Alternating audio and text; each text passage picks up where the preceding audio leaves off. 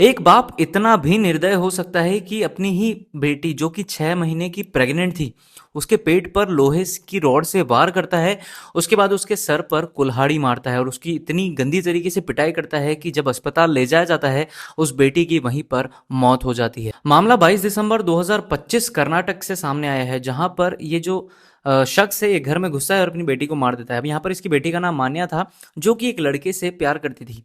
विवेकानंद उस लड़के का नाम था।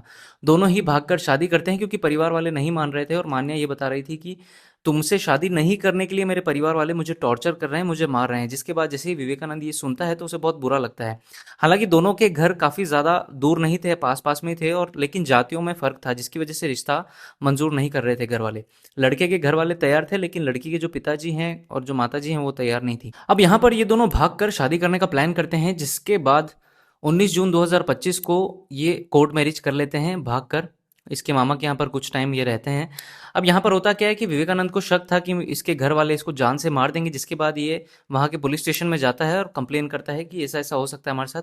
जहाँ पर उसे पुलिस वाले आश्वासन देते हैं कि कुछ नहीं होगा, हमें काम करते हैं तुम्हारे परिवार को और इनके परिवार को मिला देते हैं, दोनों ही सही कर देंगे।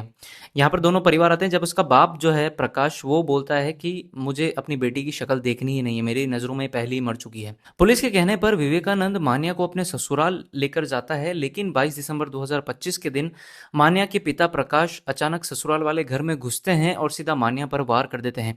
यहाँ पर मान्या के ससुर और उसकी सास ने बचाने की कोशिश करी लेकिन वो भी असमर्थ रहे। यहाँ पर जब मान्या को ले जाया गया क्योंकि बहुत ज़्यादा बुरी कंडीशन हो गई थी, अस्पताल में उसकी मौत हो गई। पुलिस के पास इस मामले की पहले ही जानकारी थी, जिसके बाद इन तीनों एक्यूज को गिरफ्तार किया गया। हालांकि 15 लोगों के एफआईआर में नाम लिखे हैं, लेकिन पुलिस अभी जांच कर रही है कि एक्चुअल में कितने लोग थे। जो मेन मर्डरर था वो यही था, प्रकाश नाम का शख्स।